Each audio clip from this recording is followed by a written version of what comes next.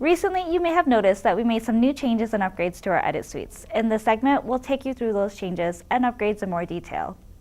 This past October, we upgraded all of our nonlinear editing programs from Final Cut Pro 5 to Final Cut Pro 7. Don't be scared, there are only minor changes that will not impact your current workflow, and there is no need for additional training. Today, I will be highlighting a few of the new tools that you may find useful in editing your program. You can now use color-coded sequence and clip markers and assign color to tabs to easily see the difference between projects and bins. You can set markers by pressing M, accent mark, clicking on the marker button in the viewer or canvas window, or by going to menu bar and clicking Mark, Markers, Add. To delete a marker, click Command, accent mark, or go to the menu bar and click on Mark, Markers, Delete. In this menu, you can also edit the markers or press Shift-6. Here you will be able to change the name, add any comments, change the color of the marker, or delete it if you like. You can also easily color code your tabs. Right-click to open the shortcut menu. Go down to Label and select Choose a Color. To change the label names, simply go to User Preferences, go to the Labels tab, and rename the label.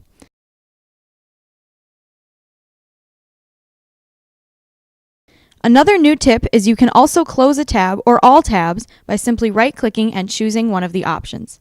To change the order of the tabs, click the tab and drag it to the desired location. You can also drag it off to create its own separate window. Simply click the tab and drag it back into the main timeline window to the desired location. A nice new feature is the global transitions, where you are able to apply the same transitions to a selection of clips or complete sequence at once.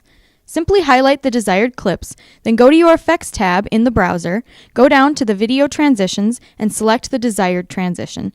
Click and drag that transition onto the highlighted clips on the timeline. As you can see, the transition has been applied to all the highlighted clips. If there is one transition you want longer, no problem. You can simply extend that single transition. In Final Cut Pro 7, it is now a lot easier to do speed changes on a selected clip by using the new Speed Change window. You can press Command-J or go to Modify Speed Clip. It now has the options to ease in the speed at the start of the clip and ease it out at the end of the clip. You also have the option to ripple sequence the speed change. Before, you had to manually close the gaps after you changed the speed of a clip, but now the rest of the sequence will ripple along whether you increase or decrease the speed of the clip. In addition to the Final Cut Pro upgrade, all the edit suites now have the full version of Photoshop. I will show you a few things you can do with Photoshop that will enhance your program, like creating your own graphics, adding text to a picture, deleting the background to a picture, and saving your file and importing it to Final Cut Pro. I will first show you how to create a lower third graphic. Open up Photoshop. You'll notice that only the menu and toolbars appear. You will have to open a new project. Go to File, New. It will prompt a new window. Name your project and then go to Preset and select Film and Video.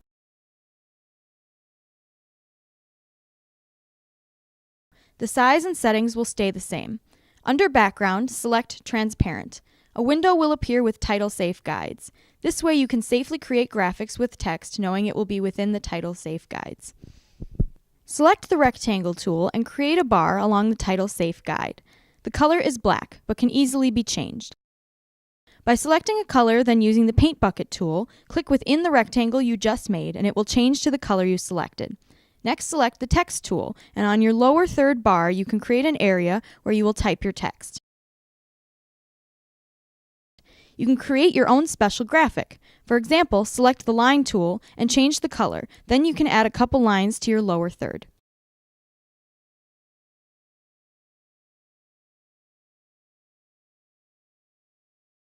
Once you are done, go to File and Save As. Name your file and be sure to select where you want to save it. Then under Format, save the file as a PNG. Then click Save. Now I will show you how to remove the background of an image. When Photoshop is open, select Open. Choose the file you want to work on. On this image, we will be removing everything except the flower. Select the Quick Selection tool and highlight the area you want to remove. Once it has been selected, it will have a dotted line highlighting the area. Then press the delete button on your keyboard. A window will be prompted and fill it with the background color and click on OK. Then deselect the highlighted area by pressing Command D. Then select the Magic Eraser tool and click on the area that removed. Go to File and Save As. Name your file and be sure to select where you want to save it. Then under Format, save the file as a PNG. Then click Save. To use your newly created graphic and image in Final Cut Pro, open the program up. Click on File, Import, and select your files.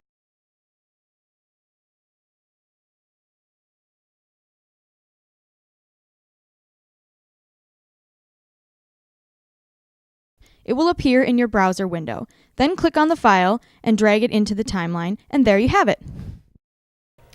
Now that we've gone through the new upgrades, here's a look at a couple other things to look forward to in the coming months. The Canopus box will soon disappear as it is no longer needed. Therefore, you don't have to worry about this step in the log and capture or transfer process. Lastly, with the integration of our new HD cameras, we will have SD card readers in each edit suite, in addition to the Mac computer in the dub room. As always, if you have any questions or concerns, please come talk to any of your friendly SCC staff members.